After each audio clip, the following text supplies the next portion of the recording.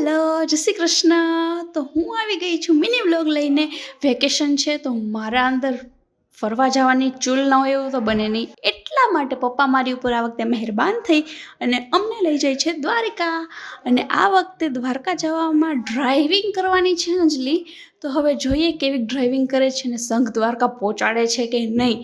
પણ લાગે તો છે કે જો કે પહોંચી જશું, પણ એની પહેલાં હું તમને લઈ જઈશ નાગેશ્વર પહોંચતા જ અમે પહેલાં ગાડી પાર્ક કરી લીધી. ગાડી પાર્ક કરીને અમે અંદર લાઇનમાં ઊભા રહી ગયા, કારણ કે અમારે દર્શન કરવા હતા મહાદેવના. આ જો લાઈન એટલી મોટી છે ને, પણ વાર નથી લાગી આ વખતે દર્શન કરવામાં, એટલે થોડીક વધારે મજા આવી. અને અહીંયા જઈને પણ વધારે મજા આવી, કારણ કે અહીંયા થોડીક વાર અમે ઊભા રહ્યા હતા. ત્યાં થોડીક એન્જોયમેન્ટ તો કરી, પણ અમે થોડીક વાર ત્યાં બેઠા અને ત્યાં અંદર બધી સ્ટોલ છે જ્યાં વસ્તુઓ મળે છે, તો અમે થોડુંક જોયું કર્યું અને પછી થોડીક વાર અમે બેઠા.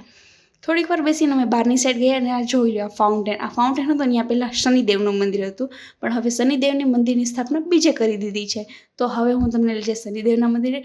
અને આ નાગેશ્વર મંદિર એવું છે કે જ્યાં તમે છે ને એક પરિક્રમા તો તમારે ફરજિયાત કરવી જ પડે, કારણ કે બીજો કોઈ રસ્તો નથી. એટલા માટે તમારે આખી પ્રદક્ષિણા કરીને જ તમે બહાર નીકળી શકો છો ગેટની. મહાદેવની આ મૂર્તિ જોઈને તમે જેટલી વાર જશો ને એટલી વાર તમને એટલી મજા જ એવા રાખશે ને કે અહીંયા જ ઉભા રહે. મસ્ત સનસેટ થઈ ગયો, એટલા માટે આમ થોડોક સનસેટ એન્જોય કરી અને અમે ત્યાંથી નીકળી ગયા મામાના ઘરે. મામાના ઘરે જઈને નેક્સ્ટ ડે અમે ક્યાં જશું, તો ત્યાં સુધી stay tune four next vlog. Thank you, good bye.